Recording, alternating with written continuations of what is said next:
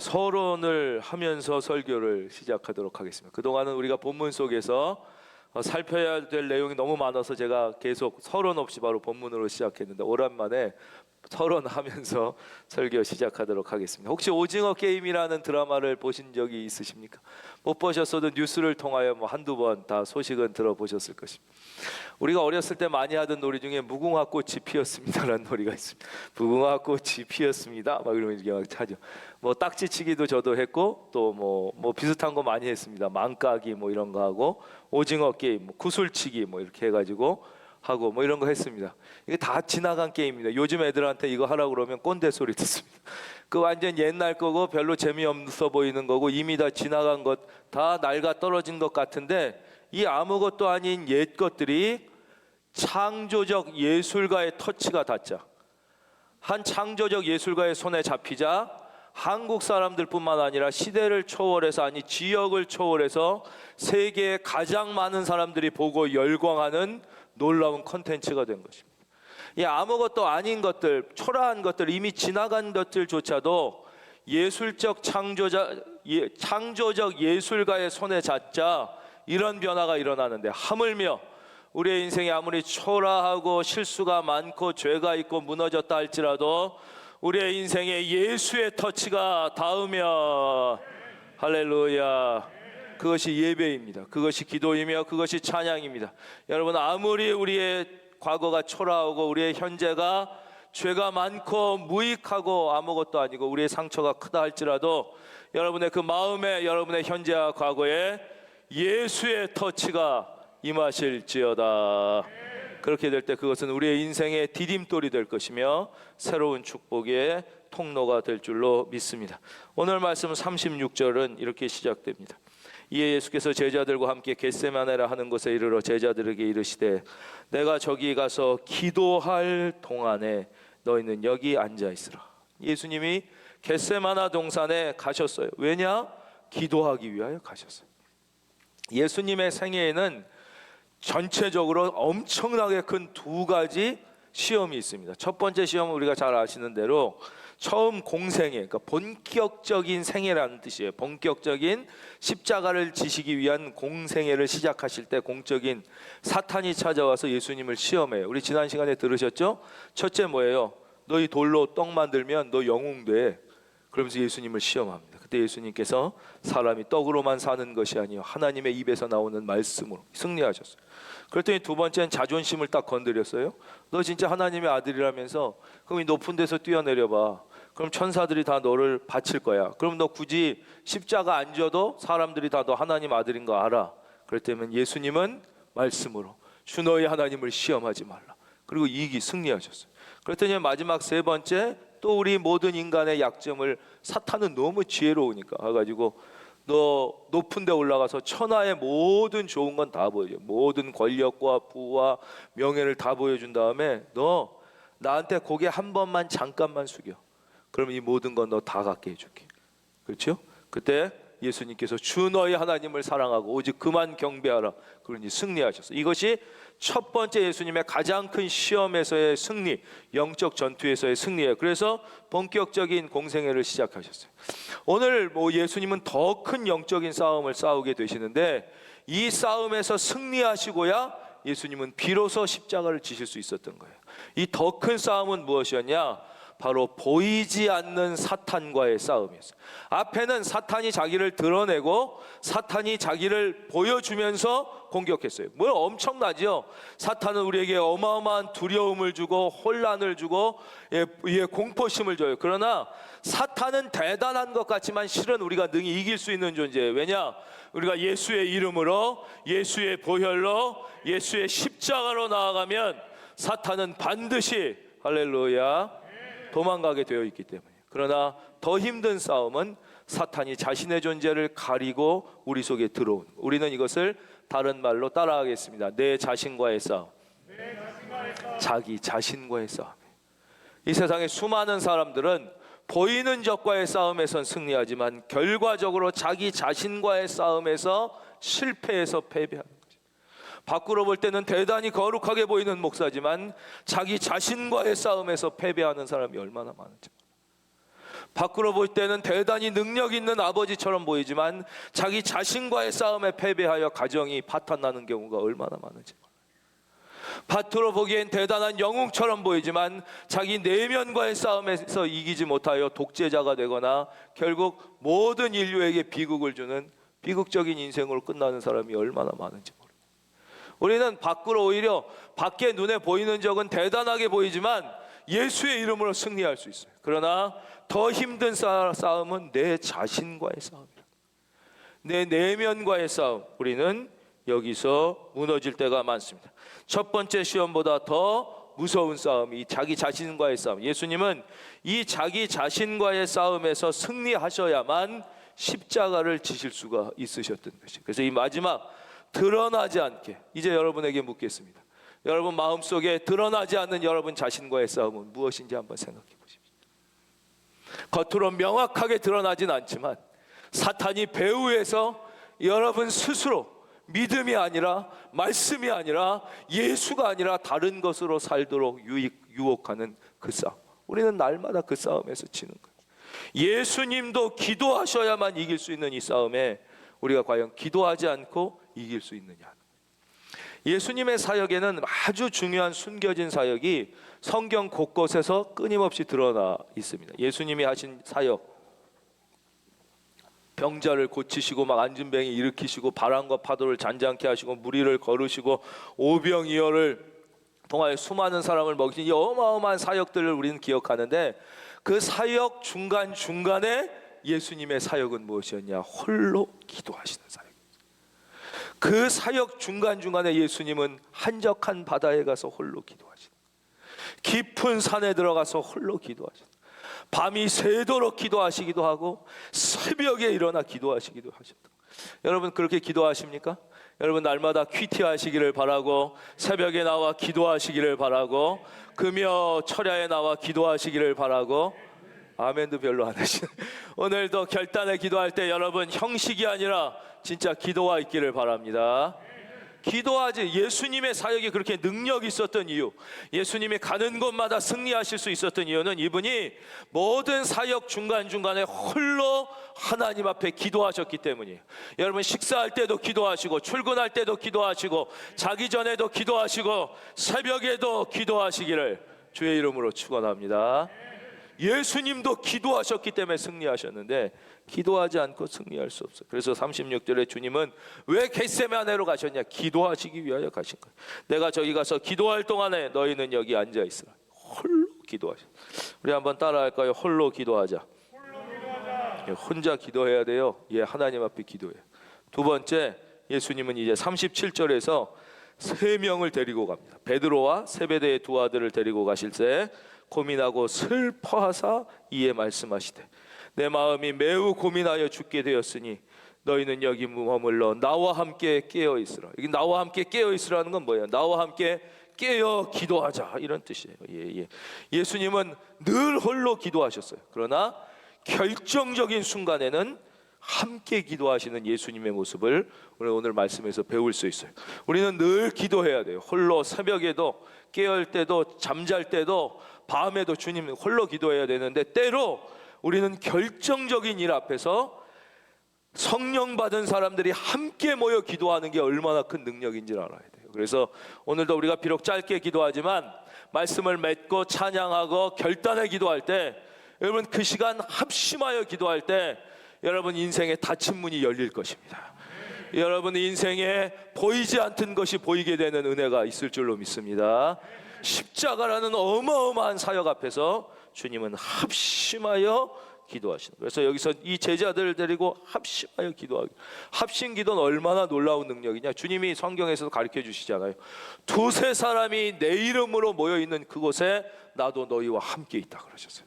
근데 얼마나 놀라운 거예요. 우리 어떤 문제 풀어보셨어요? 어려운 수학 문제가 있단 말이에요. 근데 막 혼자 풀라고 할 때 도저히 못 풀어. 근데 두세 사람이 함께 풀면 좀 낫겠지만 그래도 잘 못 풀 때 그 수학 선생님이 와서 같이 풀어준다고 생각해 봐요. 그럼 어떤 어려운 문제도 다 풀리듯이 우리의 인생의 문제도 마찬가지예요. 내가 홀로 기도할 때도 하나님께서 들어주시지만 죄송합니다. 우리가 두세 사람이 함께 모여 합심 기도할 때, 주의 전에 나와 합심하여 기도할 때 주님이 그 자리에 함께 계셔서 우리를 도와주시는 거예요. 그럴 때는 얼마나 이 놀라운 능력이 나타나겠느냐 하는, 그래서 결정적인 중요한 사역 앞에서는 합심하여 기도하는 것입니다. 예수님이 여기서 기도하라고 이 제자들, 특별히 베드로, 야고보, 요한에게 말씀하신 그 이유를 이번에는 이제 우리의 관점에서, 제자들의 관점에서 한번 살펴보겠습니다. 예수님이 왜 기도하라고 시키셨냐? 그 답이 41절에 나와 있습니다. 한번 화면 볼까요?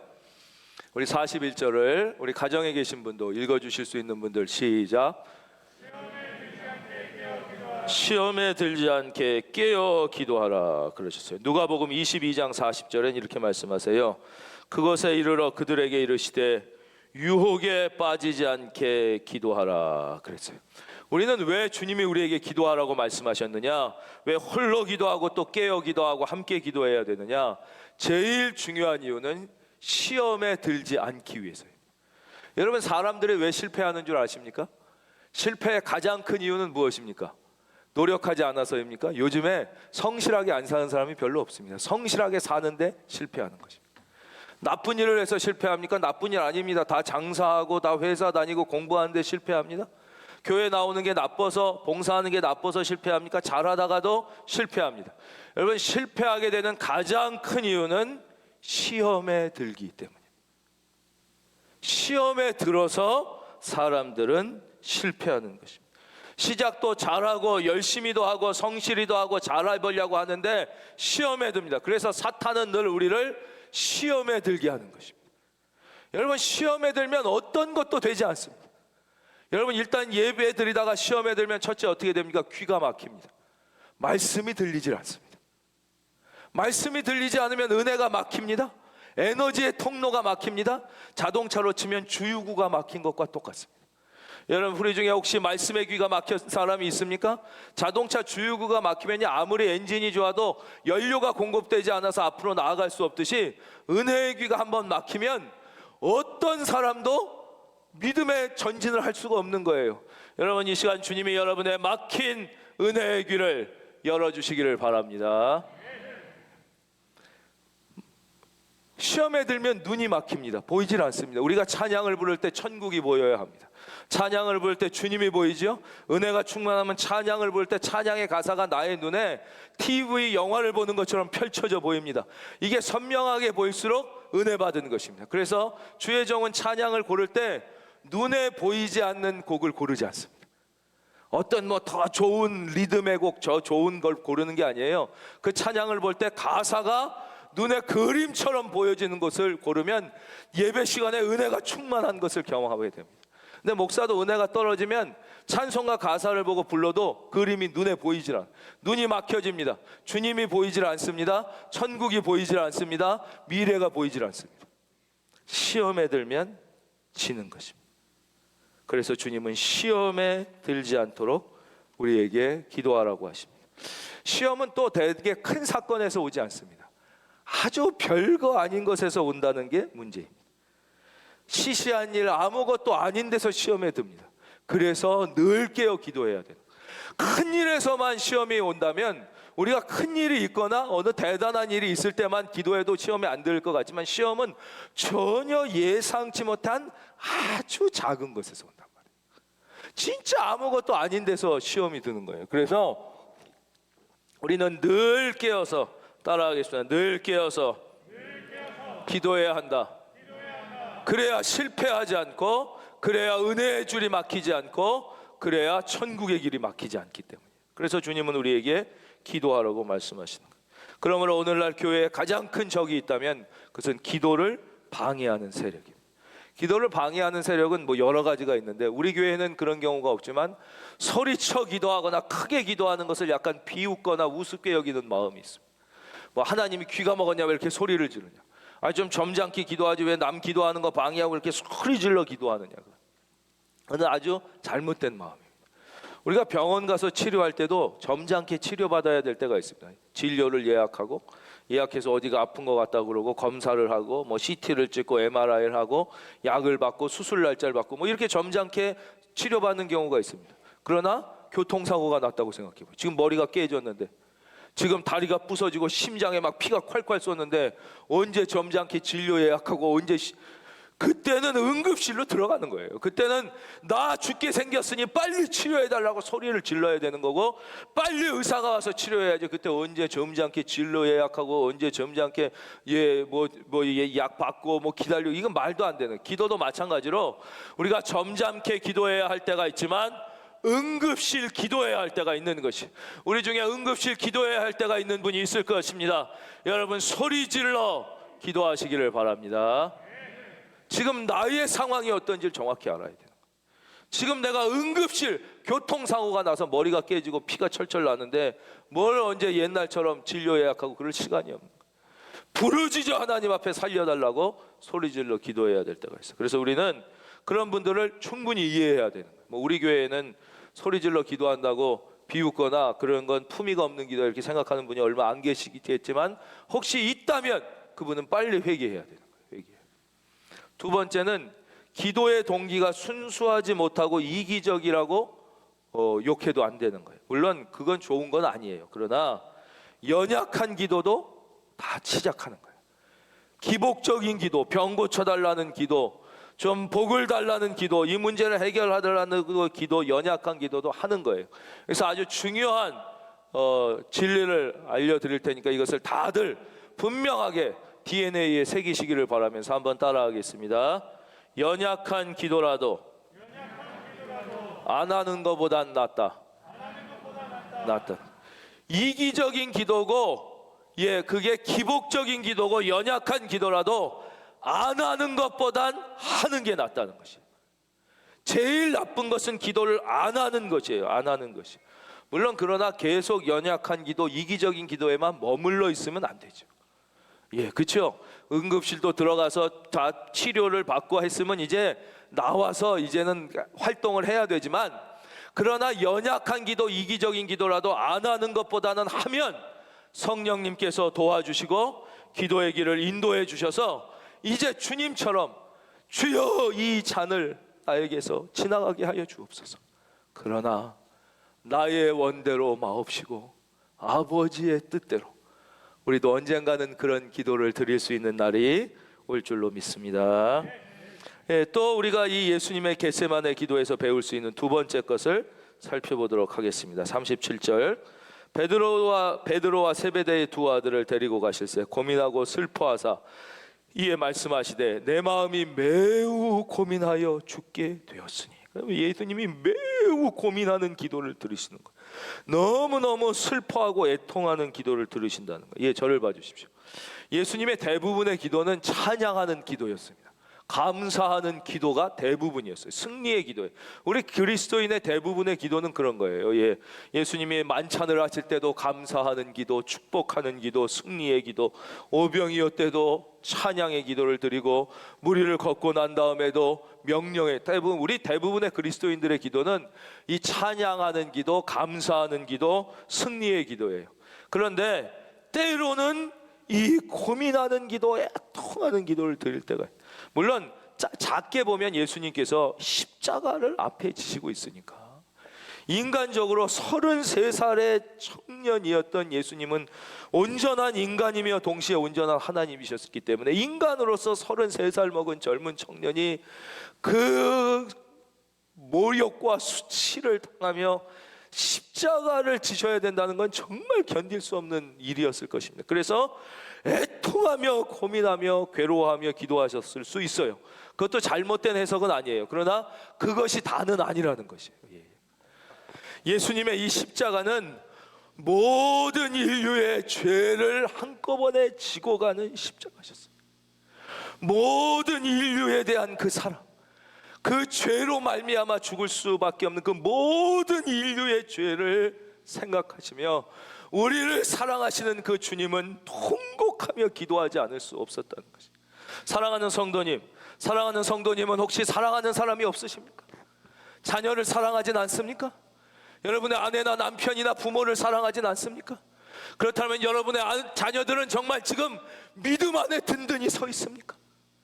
여러분의 남편과 여러분의 아내와 여러분의 부모는 여러분이 애통하며 기도하지 않아도 될 만큼 지금 죄가 없습니까? 우리는 왜 애통하며 기도하지 않는 것입니까? 우리는 왜 그들을 사랑하지 않는 것입니까?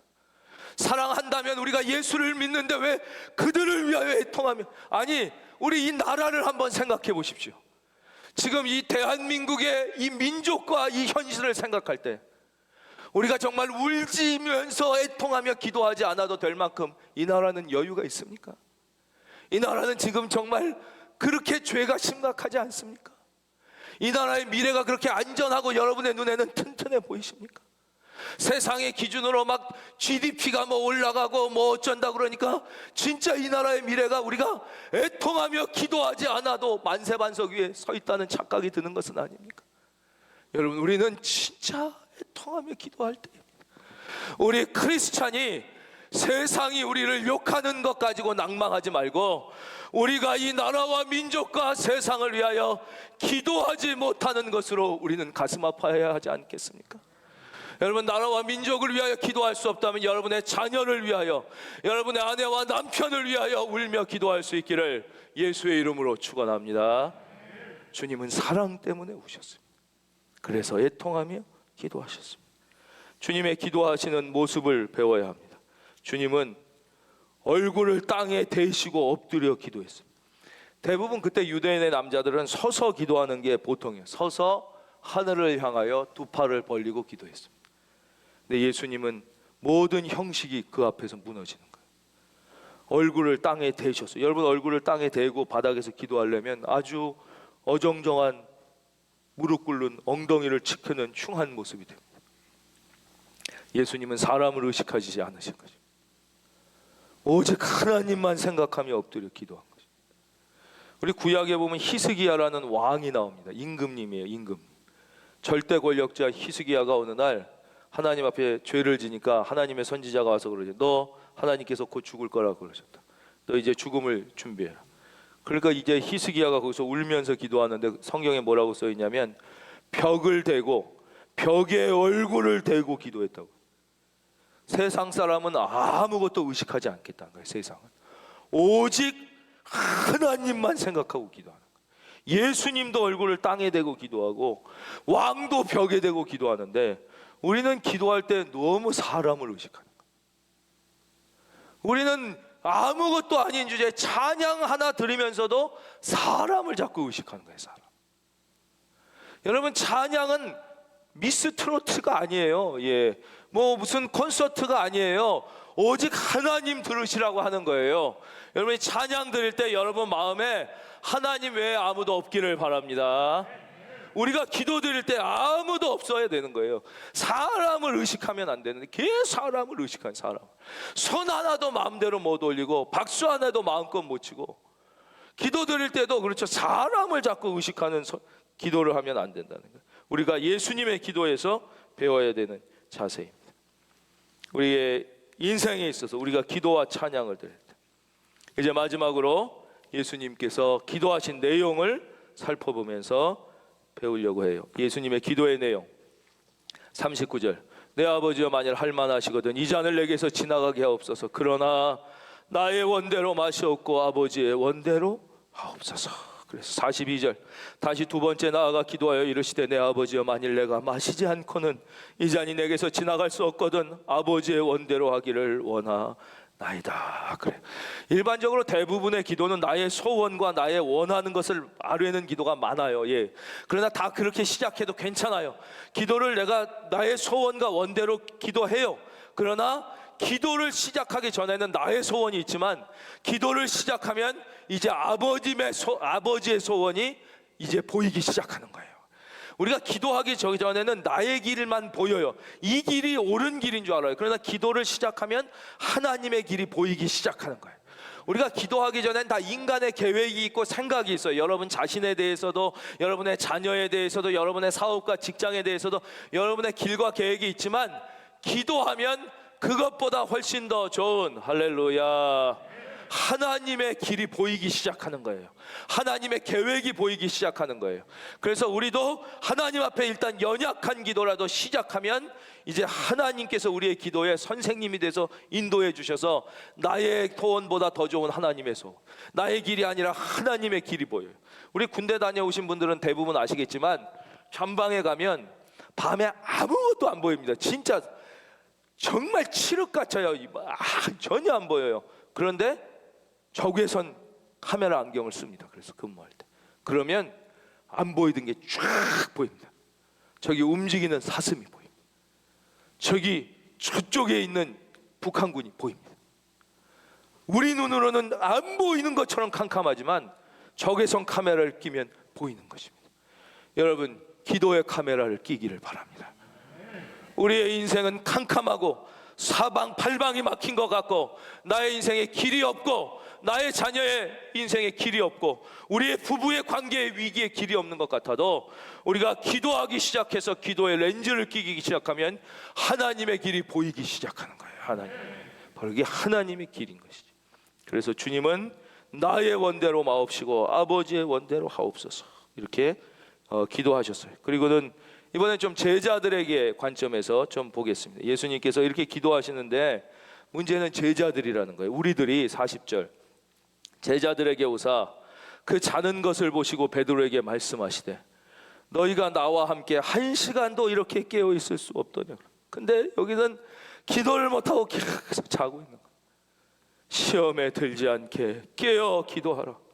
마음에는 원이로되 육신이 약하도다. 이 말씀 속에는 이 깨어 기도하지 못하는 제자들에 대한 예수님의 책망도 있지만 사실은 그 측은함이 더 많이 느껴지는 말씀이잖아요. 그걸 측은하게 여기는 마음이 있으신 거예요. 그렇죠? 그리고는 하시는 말씀이 뭐예요? 마음에는 원이로되 육신이 약하도다. 이 말씀의 뜻이 무엇입니까? 마음에는 원이로다 육신이 약하도다. 결론 먼저 말씀드리겠습니다. 결론은 뭐냐면 그러므로 육신은 깨어져야 한다는 것입니다.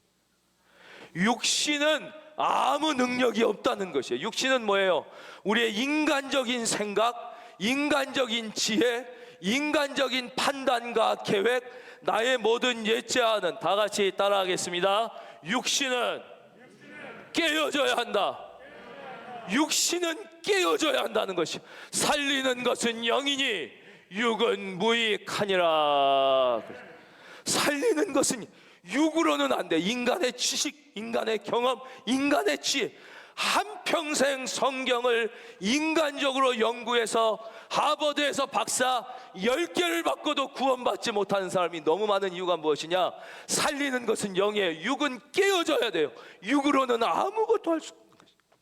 토마스 아퀴나스라는 인류 역사의 위대한 신학자가, 이런 사람들은 보통 천재의 수준이 아니에요. 얼마나 위대하냐? 이 사람이 쓴 책을 다 이해한 사람이 거의 없을 정도예요. 이 사람은 썼는데, 이 사람이 그 쓴 어마어마한 책에 한두 페이지만 연구해서도 박사가 이 세상에 수도 없이 나오는 그런 책을 쓴 분이 하나님을 만나고 절필합니다. 이분의 책이 왜냐? 하나님의 영광을 보고는 인간의 언어로선 안 되는, 이게 위대한 교회사의 사건이에요. 얼마 전에 제가 한 철학자를 만났습니다. 이분은 분석 철학을 하는 분이에요. 분석 철학은, 용서하고 들으십시오, 논리 실증주의와 맥을 갖추게 다 있는, 대충 이 정도면 아시겠죠? 모든 것을 논리적이고 실증적으로 증명해야 되는 철학 중에서도 제일 예수 믿기 어려운 게 분석 철학이에요. 아예 이거는 상극이야, 상극. 근데 이분이 너무 신실한 크리스찬이에요. 너무 주님을 사랑하고 너무너무 잘 모시는 분이에요. 그래서 제가 물었습니다. 교수님 분석 철학자인데 어떻게 예수님을 그렇게 사랑하고 신실하게 믿게 됐습니까? 그랬더니 이분이 딱 한마디 하시는 거예요. 목사님, 저는 예수님을 만났습니다. 여러분, 예수님을 만나는 은혜가 있기를 바랍니다. 왜 못 만나요? 육신으로 만나려고 그러니까 못 만나지. 나의 이성과 지혜와 경험으로 만나려고 그러니까 못 만나지. 성경을 그냥 믿어봐. 옛날 신학이 없던 시대에도 성경을 하나님의 말씀으로 그냥 믿는 사람을 통하여 사랑이 증거되고 영혼이 살아나고 가정이 회복되는 역사들이 많았어요. 그러나 인생에 인간의 지혜가 발달하고 지식이 발달했다고 하나님의 말씀으로 믿지 않고 인간적으로 생각하면서 가정이 깨어지고 영혼이 피폐해지고 정신병이 많아지는 것을 우리는 이미 다 보면서도 모르는 거예요. 보면서. 결론은 뭐냐? 육신은 깨어져야 돼. 인간적인 관점, 인간적인 가치관, 인간적인 생각이 깨어지지 않고는 이 은혜를 받을 수가 없는 거예요. 이 기도를 할 수가 없는 것이. 여러분, 성령으로 기도할 수 있기를 바랍니다. 드디어 이제 예수님은 승리하셨습니다. 46절, 일어나라 함께 가자. 우리 같이 한번 할까요? 일어나라 함께 가자. 일어나라 함께 가자. 보라, 나를 파는 자가 가까이 왔. 이제 더 이상 주님은 고민하지 않습니다. 괴로워하지 않습니다. 일말의 흔들림도 없이 이제 구원의 십자가를 향해 담대히 걸어가시는 모습을 우리에게 보여주게 되시는 것입니다. 우리가 이 세상을 살아갈 때 수많은 시험이 있습니다. 수많은 어려움이 있습니다. 수많은 크고 작은 일들이 이제 예배 드리고 나가도 우리 주변에서 일어날 것입니다. 여러분, 그때 예수님처럼 하나님만 바라보고 기도하십시오. 하나님께서 반드시 여러분을 도와주실 것입니다.